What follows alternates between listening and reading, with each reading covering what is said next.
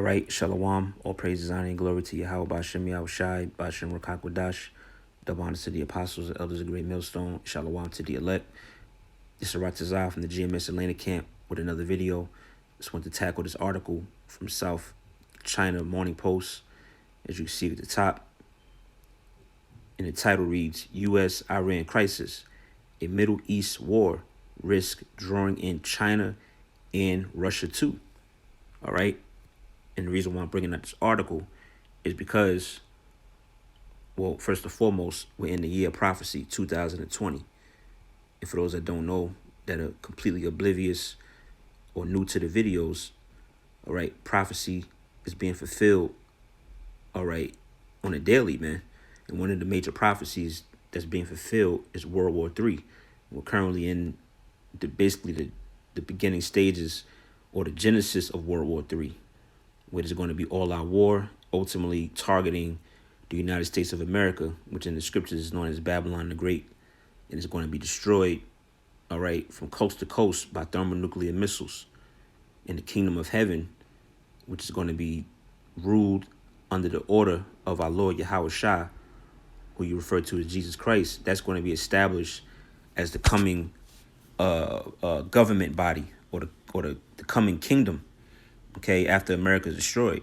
And everything that you're seeing transpiring in current events and geopolitics, all right, in the Middle East is all leading up to that point, man.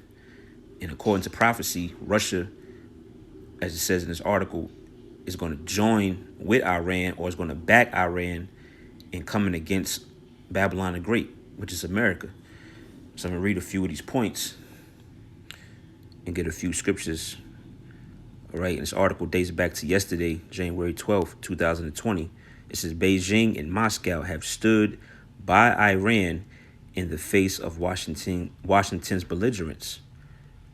It says now they must decide how true a friend is Tehran really. Okay. It says America's assassination of Iran's second most powerful commander, Major General Qasem Soleimani, has sparked fears of a war in the Middle East. Okay, and that's how 2020 came in, man. It came in with a bang. All right. Yeah, World War III was trending on Twitter. All right. People were basically, spooked, so to speak, getting nervous, being, the whole fear of being drafted to the war. Okay, people were making memes. Of course, people make mockery of it, not knowing that this is a reality, man, and it's going to get more and more serious, man. Okay, it says, reading on, it says, but it is not just the United States that risk getting drawn into a conflict, given the emerging Moscow, Beijing, Tehran axis.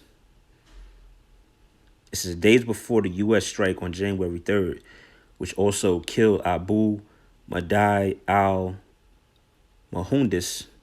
the head of Iraq's Kataib Hezbollah militia group, China and Russia completed unprecedented joint military drills with Iran. Further evidence of growing ties can be seen in the 4 visits that Iranian Foreign Minister Javad Zarif made to Beijing over the past year. You see that? So with Iran and Russia and China, they're basically allies, man. And you got America poking at Iran, which is what this article is saying, is going to force Russia to basically join and back them up. And that goes right into biblical prophecy, which you read that in Ezekiel, the 38th chapter. And we're going to read that real quick. This is Ezekiel chapter 38. In verse 1, it says, the word of the Lord came unto me, saying, Son of man, set thy face against Gog, the land of Magog, the chief prince of Meshech and Tubal, and prophesy against them. Gog and Magog today is known as Russia. How do we know that? And this is a future prophecy, because Gog and Magog today is the same land region or the same landmass as Russia today. All right, pardon me. It says, verse 3, and say, thus saith the Lord power, behold, I am against thee, O Gog, the chief prince of Meshach and Tubal. It says verse 4, and I will turn thee back and put hooks into thy jaws, which we always bring out, is going into Russia being turned back to the old Soviet Union spirit, man. All right. It says, and I will bring thee forth in all thine army. All right. That's why they're doing joint military drills with Iran and China. That's the Lord bringing those armies forth. It says horses and horsemen, all of them clothed with all sorts of armor, even a great company with bucklers and shields, all of them handling swords. Now check this out. When we read verse 5, these are just some of the nations that's going to be joined with Russia. And the first name you have in verse 5 is what? Persia, which is who? The modern day Iranians. Okay, it says Persia, Ethiopia, and Libya with them, all of them with shield and helmet. And you see just a small snippet of that currently, as mentioned in the article, days before the missile strike that killed Iran's second in command, all right, their general, they were doing joint military drills with Russia. All right, Iran and Russia and China were doing military drills, man. So that's just showing you one quick snippet. Verse 6, Gomer and all his bands, which Gomer is Turkey. All right, this is the house of Togarmah of the north quarters and all his bands and many people with thee. So Russia is going to be backing a lot of nations, a lot of different groups and armies and whatnot are going to be joined with Russia to come against Babylon the Great. It's going to tell you in the next verses.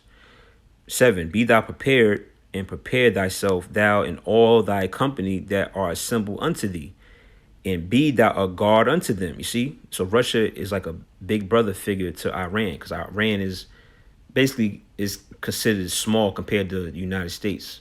All right, United States has a big military, and Iran, they're basically like they're picking on Iran, but Russia's going to back them up. Verse 8, after many days thou shalt be visited. In the latter years thou shalt come into the land that is brought back from the sword and is gathered out of many people against the mountains of Israel, which have been always waste. It says, but it is brought forth out of the nations, and they shall dwell safely, all of them. Thou shalt ascend and come like a storm. Thou shalt be like a cloud to cover the land, thou and all thy bands and many people with thee. You see, so they're coming to make war. All right. And it first and foremost, not only coming to make war against the land of Israel over there with those so-called Jews. All right. Because they also going to they're basically going to play a piece into the war as well. We read Jeremiah, I believe it's 51, and say that the least of the flock shall draw them out. That's speaking about Israel over there in the Middle East. Verse 10, it says, thus saith the Lord power, it shall also come to pass that at the same time shall these things come into thy mind, and thou shalt think an evil thought. Okay, and that's going to provoke them to want to go to war and shoot these missiles, man. That evil thoughts going to come into their mind. Verse 11, and thou shalt say, I will go up to the land of unwalled villages, which that's talking about America, all right, Babylon the Great, the land of unwalled villages. It says, I will go to them that are at rest, that dwell safely. Okay, that's the inhabitants of Babylon the Great here in America. All of them dwelling without walls and having neither bars nor gates. 12, to take a spoil and to take a prey, to turn thine hand upon the desolate places that are now inhabited, and upon the people which are gathered out of the nations which have gotten cattle and goods that dwell in the midst of the land. All right, so America is going to be destroyed. This is the land where people are dwelling safety.